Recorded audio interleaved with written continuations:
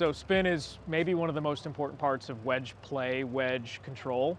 Obviously, you put the combination of a premium golf ball like Pro V1, Pro V1X in your hands, you get a great wedge with fresh grooves, you're going to control that golf ball way more.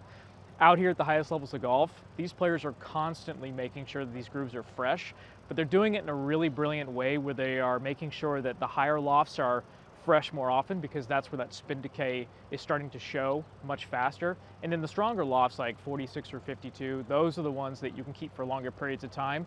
But I think for most of the players out here, you're going to see them come by the vans quite a bit. They understand that spin is so important. They understand that keeping fresh grooves in very difficult conditions that could be soft or wet, or there's any debris, that's going to change and affect that spin.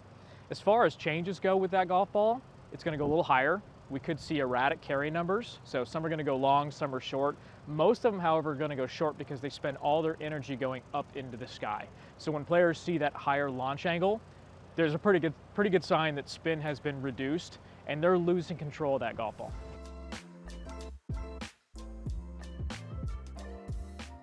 So spin decay comes from use, but it's also coming from just not taking care of your score lines, right? I carry this little brush with me every week, and it's a great way for me to make sure that players are nice and fresh. Sometimes there's some debris that collects in the bottom. We use brushes all the time to make sure those are nice and clean. So when I'm having those conversations with players about how do we maintain spin for longer periods of time, keep your wedges clean. You know, if you can't replace them all the time like we can out here, keep them clean, get yourself a brush, get yourself a wet towel, and just keep them clean, keep them dry. Make sure you get all the way to the bottoms, because anytime you start compressing things into the bottoms, you are reducing the volume. You're not allowing the debris to displace from the edge where you need to get that connection. So keep them clean. That's the best way to keep them sharp.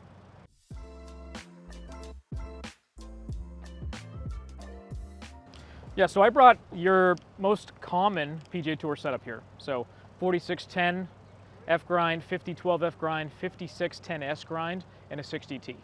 As far as the spin goes, these two right here, because they're less loft, these are going to maintain spin for longer periods of time, right? So if you play this setup, you might see a player keep this wedge and this wedge for 6 to 12 months. The tricky thing comes when you start adding more loft, because now that strike, that connection between the ball and the face is more oblique and glancing. So if there's anything in between the ball and the face of the wedge, you could see this slipping, skidding, sliding effect, which makes that golf ball go up in the air, the spin is reduced, and the carries are erratic. So we're seeing changes in the 56 and 60 much more often. Good rule of thumb out here is our 1 through 4 rule: 1 pitch, 2 gap, 3 sand, and 4 lob wedges. This is a good baseline that we share with players to sort of help them understand why that spin is so important in the higher lofts, again, due to how much loft is presented to the golf ball. But most players out here are going to replace this 60 every 6 to 8 weeks.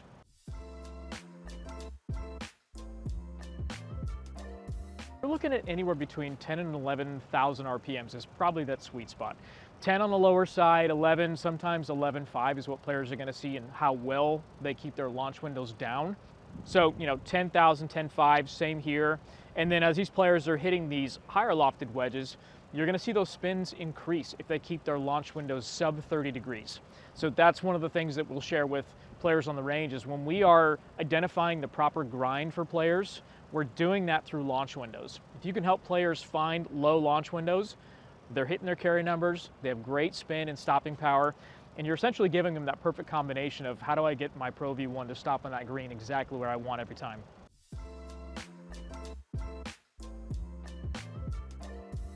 Yeah, so this is a fun conversation to have with AMs and anybody that we're fitting is how low a wedge is supposed to go. And if you've gone to a PGA Tour event and you've watched the best players in the world do this on the range, it's pretty mind-blowing how low that golf ball's traveling to its target. A good rule of thumb I like to share with most players is whatever the loft is on the bottom, just cut it in half. So if you're hitting 60 degrees, look for 30 degrees on the launch on a TrackMan or FlightScope or whatever monitor you're using, just cut that number in half. At the tour levels, it's cut it in half and subtract an additional 2 degrees. So 28 is that baseline number for a 60. And for every loft progression you go down, so 60, 58, 56, 54, just subtract a degree on that as well. That's going to give you that great spin, give you those perfect carry numbers, and give you the best control you need for this golf ball.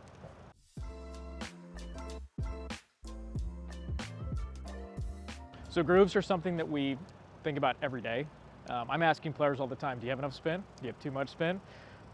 Those are those little key things that I take back to Bob and his team and say, hey, we need to think about this further. There's something going on. I'm fairly confident that what we have today is the best groove in golf.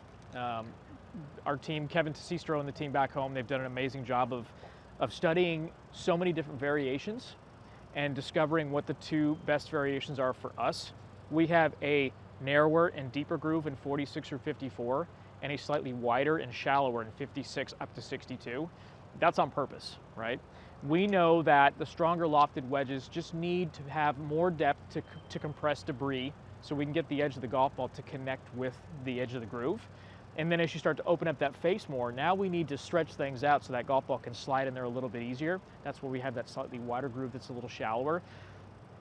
Our edge radius is razor sharp. It's just finding that perfect combination of, can we get max volume, can we get the edges where they need to be, and can we channel enough debris to let the golf ball, to cover the ball, connect with the wedge.